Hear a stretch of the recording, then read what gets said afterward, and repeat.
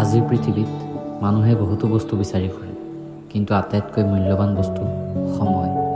আৰু দুখৰ কথা, সেই সময়খিনিয়ে আজিকালি কাৰো ওচৰত নাই।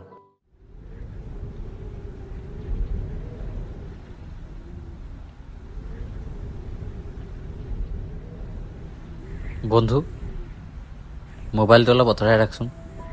পুৱাৰ পৰিৱেশটো অলপ উপভোগ কৰ। পোৱাটো সদায় আহে, পিছত উপভোগ কৰিম। হয়, কিন্তু নাজানো এই ভাল সময়বোৰ কেতিয়া পাৰ হৈ যাব। জীৱনত কিছুমান আটাইতকৈ ধুনীয়া মুহূৰ্ত কেমেৰাত নহয়, মনতহে চিৰদিনৰ বাবে ৰৈ যায়। আমি জীৱনত বহুত বস্তু পাবলৈ চেষ্টা কৰোঁ, কিন্তু কেতিয়াবা আমাৰ ওচৰত থকা সৰু সৰু সুখবোৰ আমি পাহৰি যাওঁ। ভাবচোন, জীৱনে যদি আজি মাত্ৰ 5 মিনিট সময় দিয়ে, তেন্তে কি কৰিবি? প্ৰথমে তোক ব্লক কৰিম,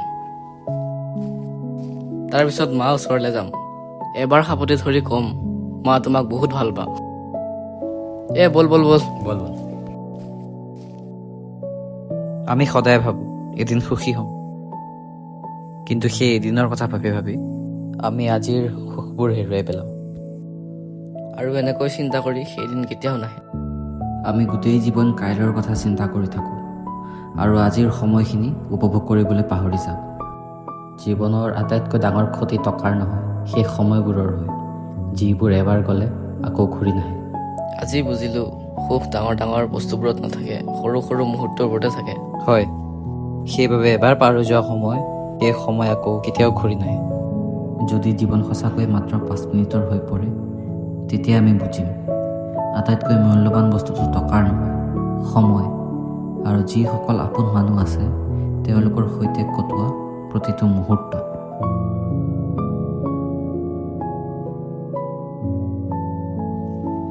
দে আজিলৈ আহিছোঁ, থাক, আকৌ লগ পাম।